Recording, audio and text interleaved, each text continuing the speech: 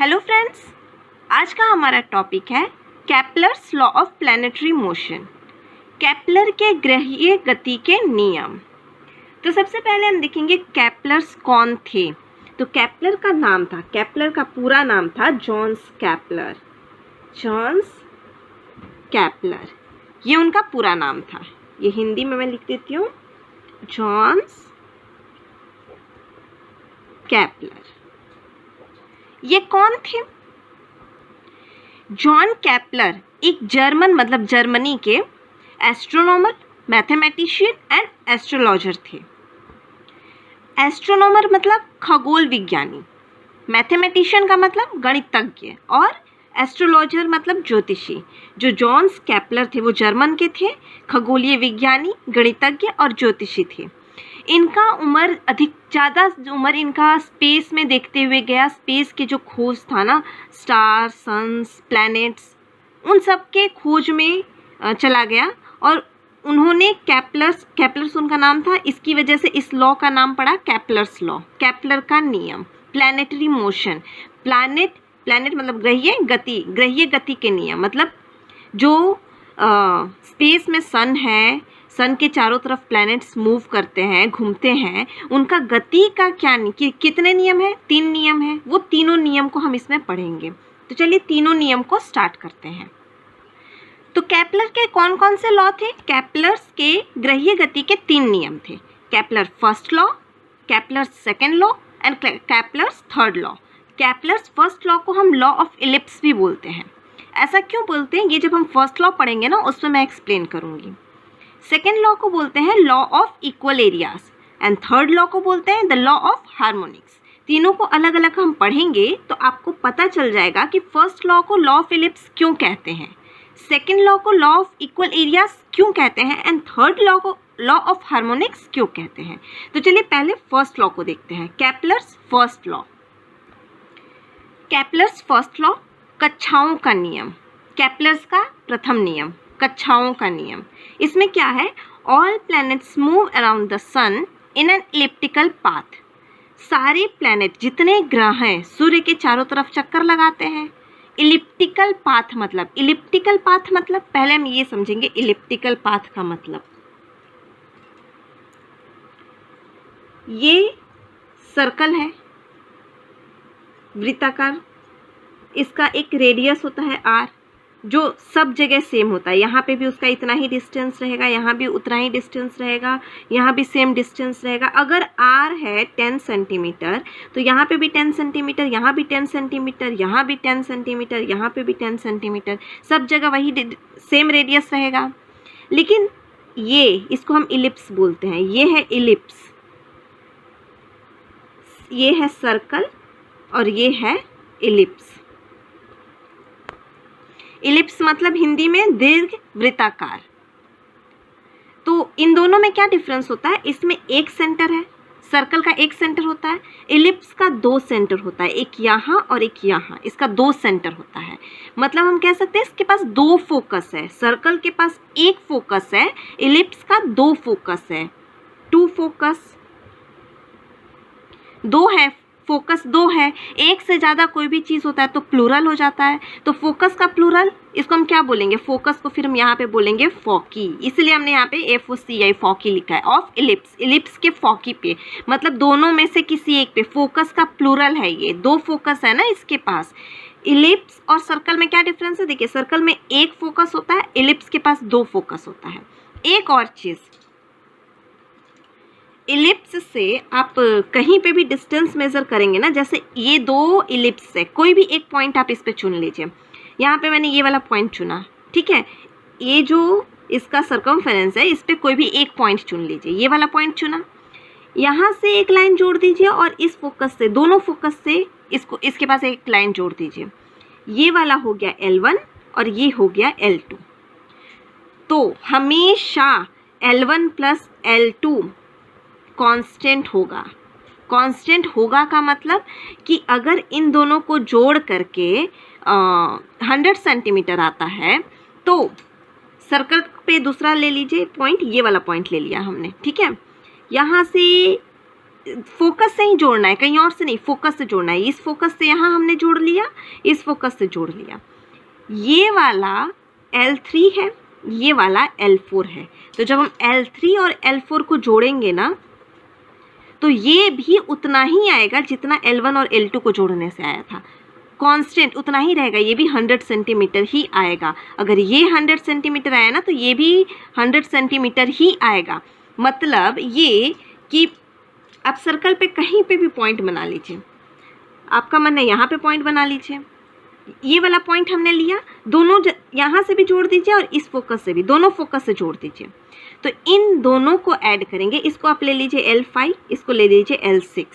तो L5 और L6 को अगर आप ऐड करिएगा तो वो उतना ही आएगा जितना आपका इन दोनों, ये येलो वाला पूरा लाइन का एडिशन आया था, ये ऑरेंज वाले का आया था, उतना ही ये ब्लू वाले का भी आएगा। L5 इसका कितना आया था, L1 + L2, ये येलो वाला लाइन है ना, येलो लिख देती हूँ। येलो वाला लाइन का कितना आया था, 100 सेंटीमीटर मान लीजिए, हमने माना है, ठीक है। ये है आपका ऑरेंज लाइन। ऑरेंज लाइन आपने L3 और L4 लिया, तो ये भी उतना ही आएगा जितना ये येलो वाला। अगर येलो वाला 200 आता है ना, तो ये भी 200 आएगा। 150 अगर ये आता है तो ये भी 150 आएगा, ये भी 150 आएगा।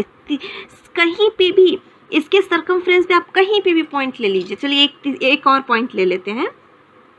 यहाँ पे आपने पॉइंट ले लिया, ठीक है। तो दोनों फोकस से आप इसको जोड़िए, एक यहाँ पे जोड़े, यहाँ से एक यहाँ पे जोड़े।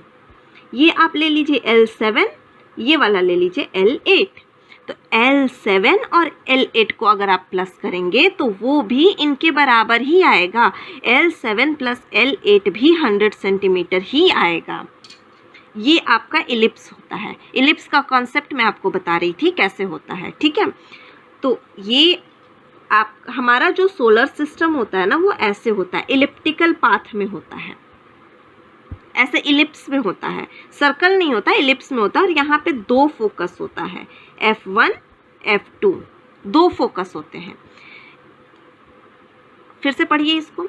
All planets move around the sun in an elliptical path. Elliptical path में सारा प्लैनेट सन के अराउंड इलिप्टिकल पाथ में घूमता है। Sun is located at one of the foci of ellipse. Ellipse के किसी एक फोकी पे सन रहता है, मतलब सन किसी एक फोकस पे है, दोनों पे नहीं। और सन अपनी जगह से नहीं घूमेगा। सन अगर आप मान लीजिए इस फोकस पे है, तो आप यहाँ से यहाँ उसको नहीं घुमाएंगे, आप ऐसा नहीं करेंगे सन धीरे धीरे इधर जा रहा है, इधर जा रहा है, नहीं। सन अपने जगह पे फिक्स है, ये यहाँ पे फिक्स रहेगा। किसी भी एक फोकस पे सन को हम फिक्स कर देते हैं। और इस इलिप्टिकल ऑर्बिट में प्लैनेट चक्कर लगाता है, ग्रह चक्कर लगाता है इसके चारों तरफ। ये है केपलर्स का फर्स्ट लॉ। इस नियम के अनुसार सभी ग्रह सूर्य के चारों तरफ दीर्घवृत्ताकार कक्षाओं में, ये दीर्घवृत्ताकार कक्षा है ना, सर्कल नहीं है, में गति करते रहते हैं। और सूर्य इस दीर्घवृत्ताकार के किसी एक फोकस पे होता है, किसी एक फोकस पे होता है। तो ये है हमारा केपलर्स का फर्स्ट नियम, केपलर का फर्स्ट लॉ। अब देखते हैं केपलर्स का second law. Kepler second law, क्षेत्रीय चाल का नियम। केपलर सेकंड लॉ को बोलते हैं क्षेत्रीय चाल का नियम। और सेकंड लॉ का एक और नाम क्या था, the law of equal areas. The law of equal areas कैसे पढ़ा, ये अभी हम समझेंगे तो आपको पता चल जाएगा। तो ये देखिए, ये क्या कहता है, the line joining the sun and a planet. Sun, सूर्य और प्लैनेट को जो लाइन जोड़ती है, चलिए जोड़ के देखते हैं। ये सन है, ये प्लैनेट है। तो जो लाइन सन से प्लैनेट तक जोड़ती है, a line joining the sun and the planet sweeps out equal area and equal time. मतलब कि अभी पृथ्वी यहाँ पे है, ठीक है, अभी यहाँ पे है, तो यहाँ से हम सन तक का एक लाइन खींच लेते हैं। ये लाइन खींच लिया हमने, ठीक है। सन पृथ्वी के चारों तरफ ऐसे गोल गोल गोल गोल घूमती है ना ये, और ये पूरा रिवॉल्यूशन 365 दिन में कवर होता है, 365 डेज लगता है ये पूरा एक रिवॉल्यूशन कंप्लीट करने में, ठीक है। तो एक दिन में मान लीजिए, एक दिन में ये चलते चलते चलते चलते यहाँ पे आता है, पृथ्वी यहाँ आ जाती है एक दिन में, यहाँ से चलते चलते यहाँ तक एक दिन में मान लीजिए, ठीक है। तो यहाँ से सन तक आप एक लाइन खींचिए, यहाँ पे आती है एक दिन में, पहले यहाँ थी, एक दिन के बाद यहाँ पहुँची, तो दोनों दोनों पहले जहाँ पे थी वहाँ से हमने लाइन खींच दिया, एक दिन बाद जहाँ पहुँची वहाँ से हमने एक लाइन खींच दिया। तो दोनों के बीच में कुछ एरिया दिख रहा है आपको, ये कुछ एरिया है दोनों के बीच में, ये इतना, इस एरिया को हम A1 नाम दे देते हैं। ये ब्लू लाइन से शेडेड एरिया है A1, मतलब ये पूरा ट्रायंगुलर एरिया है ना, ये पूरा A1 है। अब मान लीजिए पहले हमने यहाँ पे माना था पृथ्वी यहाँ पे थी, अब इसका पोजीशन चेंज करते हैं। मान लीजिए पृथ्वी यहाँ पे है, ठीक है, यहाँ पे है, तो यहाँ से सूर्य तक का डिस्टेंस एक लाइन खींच लेंगे, खींच लिया ये लाइन। अब एक दिन के बाद, यहाँ पे हमने एक दिन का टाइम लिया था ना, ये जो टाइम इंटरवल है ना यहाँ से यहाँ तक का T1 एक दिन का है, T1 is equal to 1 day, एक दिन का हमने लिया है। एक दिन में यहाँ से यहाँ पहुँची, फिर से हमें एक दिन ही लेना है। पहले पृथ्वी यहाँ पे थी, अभी हमने यहाँ पे एज्यूम किया है, तो एक दिन के बाद पृथ्वी कहाँ पहुँचेगी, यहाँ पे मान लेते हैं यहाँ पहुँचती है, यहाँ पे पहुँच जाती है, ठीक है। तो यहाँ से यहाँ तक अब लाइन खींचेंगे एक, ये एरिया को A2 मान लेते हैं, ये वाला है A2, ये A1, ये पूरा ब्लू वाला शेडेड एरिया A1 है और ये पूरा एरिया A2 है। तो आप बताइए यहाँ से यहाँ तक जाने में T1 टाइम, T1 मतलब एक दिन हमने लिया है, और यहाँ से यहाँ तक जाने में भी T1 टाइम दोनों हमने बराबर लिया है।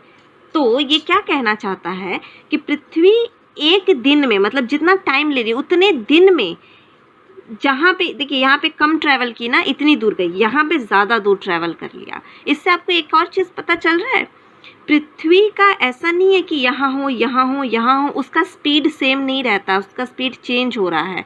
जब पृथ्वी सूर्य से दूर रहता है तो वो धीरे धीरे धीरे धीरे आगे बढ़ता है, धीरे धीरे रिवॉल्व करता है, उसका स्पीड स्लो होता है।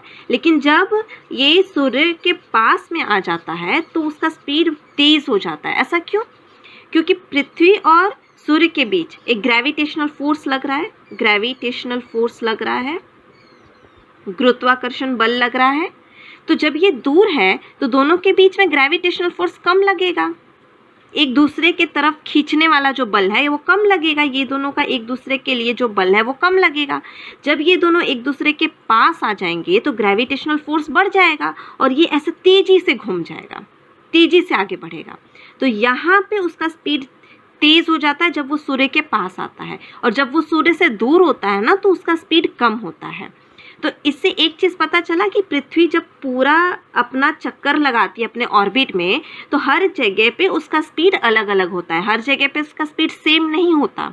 लेकिन एक दिन में वो जितना दूर तय करती है, यहाँ पे जितनी दूरी तय करती है, यहाँ पे भी वो जितनी दूरी तय करेगी। वहाँ से जब आप सूर्य तक एक लाइन खींचेंगे ना, तो वो जो एरिया आएगा वो दोनों एरिया सेम होगा। ये पूरा एरिया ब्लू वाला जो एरिया है और ये ग्रीन वाला जो एरिया है, ये दोनों एरिया सेम आएगा। अगर एक थर्ड पोजीशन हम मान लेते हैं, अगर सूर्य यहाँ पे है, पृथ्वी यहाँ पे है, ठीक है, तो यहाँ से एक लाइन यहाँ पे हम खींचेंगे, ये लाइन खींच लिया हमने, ठीक है। एक दिन के बाद ये यहाँ पहुँचता है, पृथ्वी यहाँ पहुँच जाती है, तो यहाँ से अब एक लाइन खींचेंगे। तो इन दोनों के बीच का एरिया आप A3 मान लीजिए, A3 ये 3 है, ठीक है। तो ये A1 equal to A2 equal to A3 आएगा, तीनों एरिया बराबर आएगा। ये टाइम भी हमारा T1 ही है। अगर टाइम तीनों सेम है, सेम डे का अगर आप टाइम काउंट करिएगा, तो पृथ्वी एक दिन में उतना ही एरिया तय करती है, कहीं पे भी रहे। स्पीड उसका चेंज होता है लेकिन एरिया उसका हमेशा कांस्टेंट रहता है, एरिया वही रहता है। देखिए अब आप डेफिनेशन पढ़िए।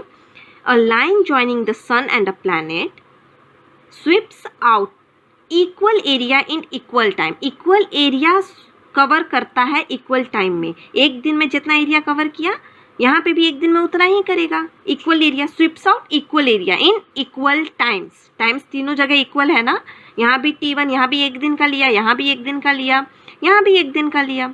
हिंदी में देखिए, केपलर के इस नियम ने बताया है कि ग्रह को सूर्य से मिलाने वाली रेखा, ग्रह को सूर्य से मिलाने वाली रेखा समान समय अंतराल में, समय अंतराल समान है, यहाँ एक दिन, यहाँ भी एक दिन, यहाँ भी एक दिन।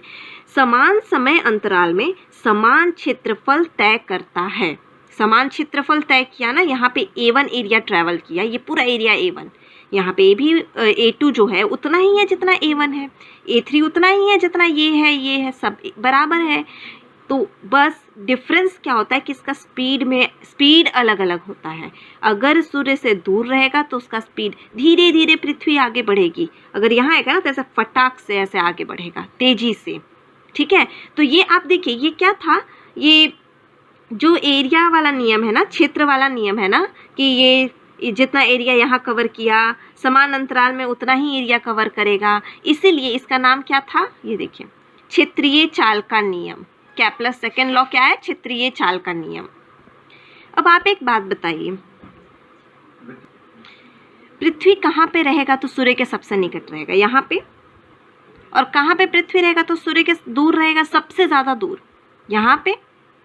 तो एक इम्पॉर्टेंट पॉइंट, जब ये प्लैनेट, कोई भी प्लैनेट, अर्थ ले लीजिए, जब भी अर्थ सूर्य के सबसे नज़दीक होता है ना, उसको हम बोलते हैं पेरिहेलियन, और जब ये सूर्य से सबसे दूर होता है वहाँ पे उसको हम बोलते हैं एफेलियन।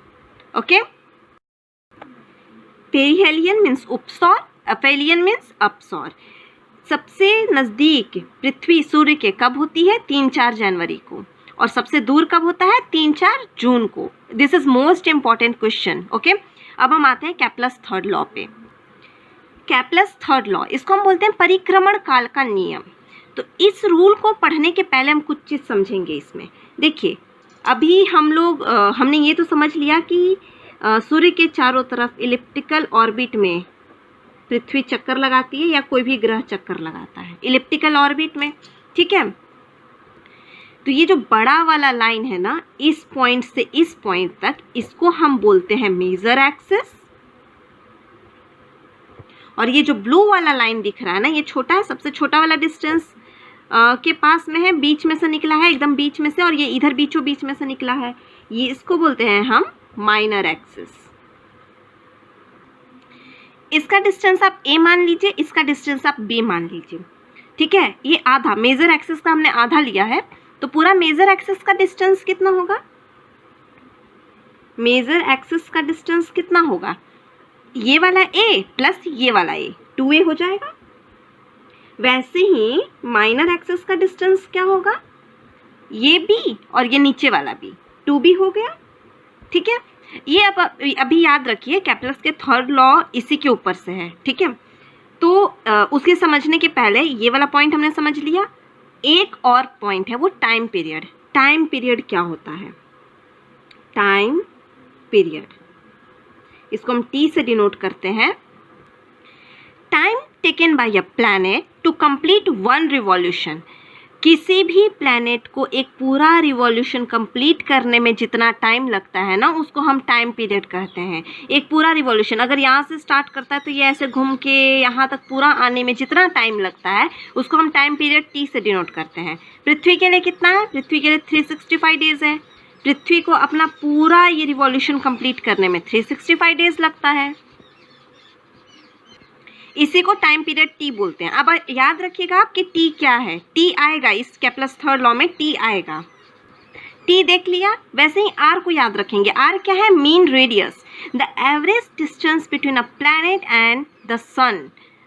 सूर्य और प्लैनेट, कोई भी प्लैनेट, पृथ्वी कोई भी मान लीजिए, सूर्य और प्लैनेट के बीच का जो एवरेज डिस्टेंस होता है ना, उसको हम मीन रेडियस R बोलते हैं। एवरेज डिस्टेंस मतलब ये टोटल डिस्टेंस होता है।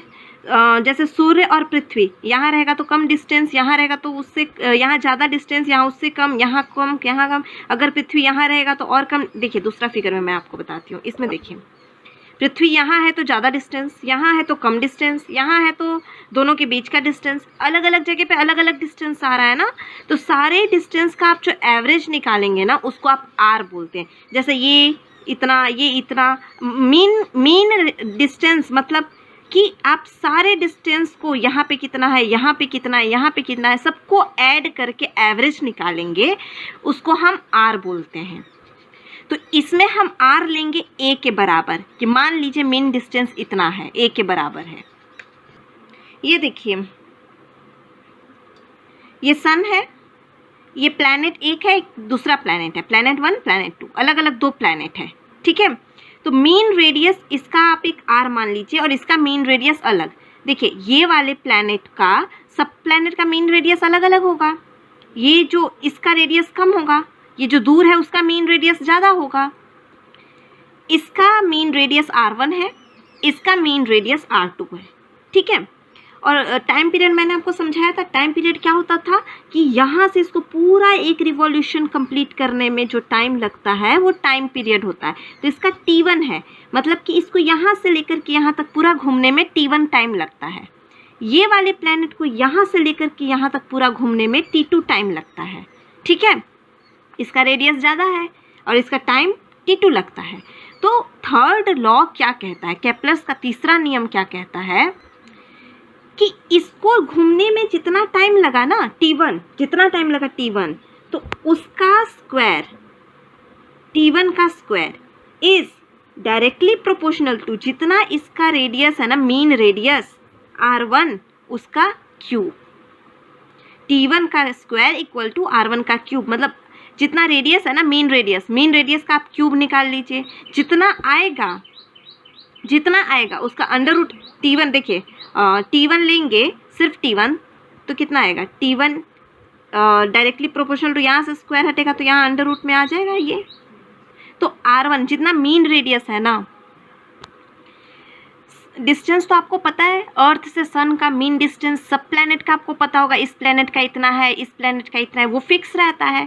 तो उसका आप क्यूब निकाल के अंडर रूट कर देंगे ना, उतना ही ये डायरेक्टली प्रोपोर्शनल है, उसके हिसाब से उसका टाइम पीरियड आता है कि तो t1 equal to under root of r1 का क्यूब। जितना भी इसका मेन डिस्टेंस रहेगा ना, उसके क्यूब का डायरेक्टली प्रोपोर्शनल में इसका टाइम पीरियड का स्क्वायर रहता है, ठीक है। तो जैसे कि इन दोनों को अगर आप लिखेंगे ना, तो इसको आप ऐसे लिख सकते हैं, t1 का स्क्वायर इक्वल टू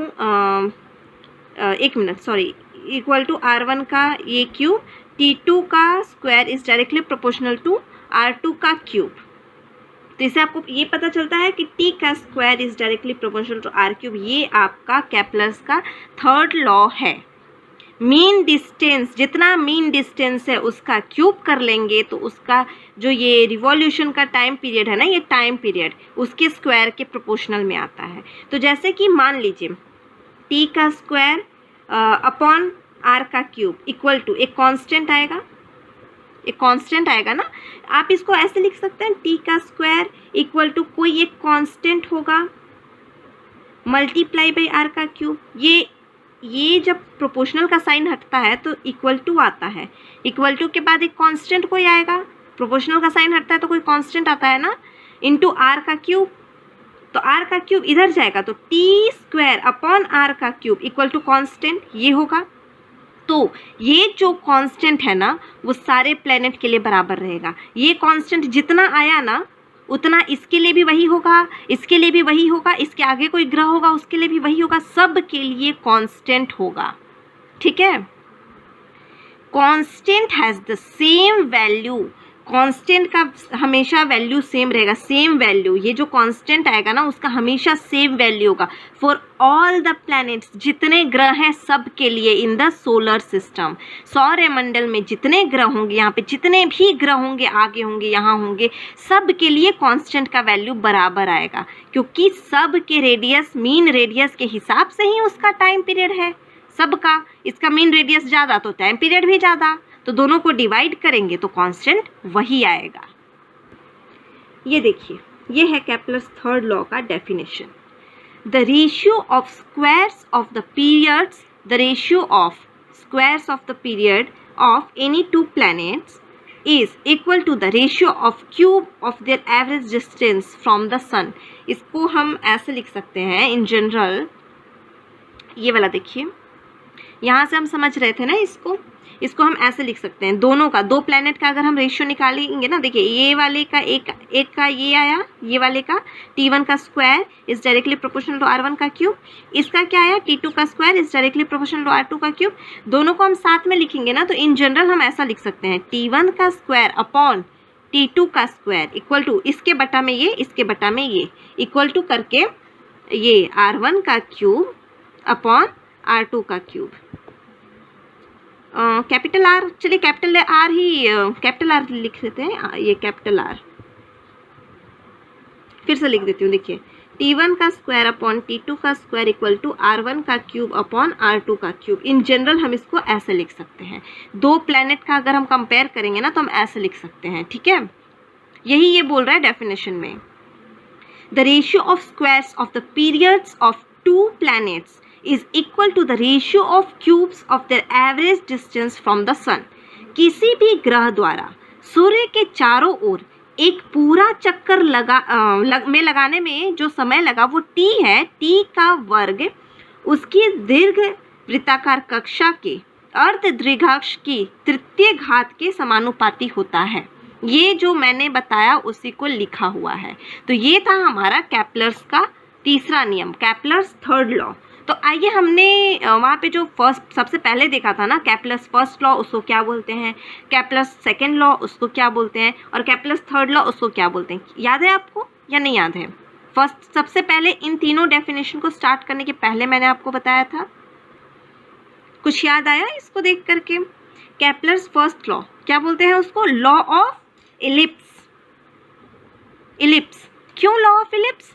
क्योंकि उसमें हमने ये पढ़ा था ना कि ये इलिप्स, ये प्लैनेट जिस ऑर्बिट में ये रिवॉल्व करता है वो इलिप्टिकल ऑर्बिट होता है, इलिप्स में रिवॉल्व करता है, सर्कल में नहीं रिवॉल्व करता, वो इलिप्स में रिवॉल्व करता है।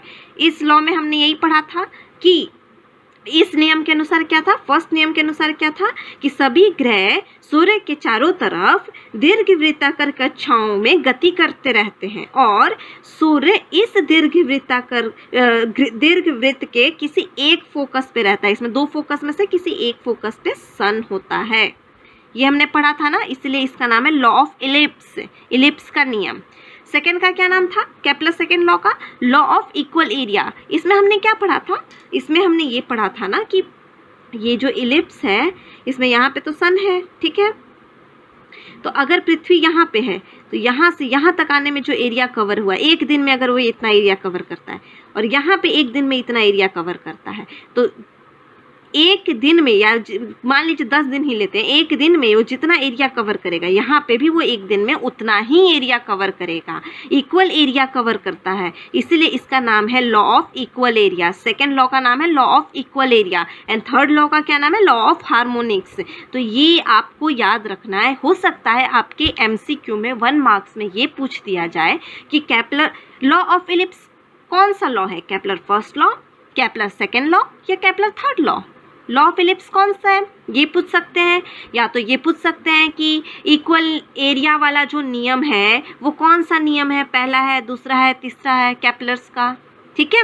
तो यहाँ पे हमारा Kepler's law of planetary motion, Kepler के ग्रहीय गति के नियम कंप्लीट होता है। धन्यवाद।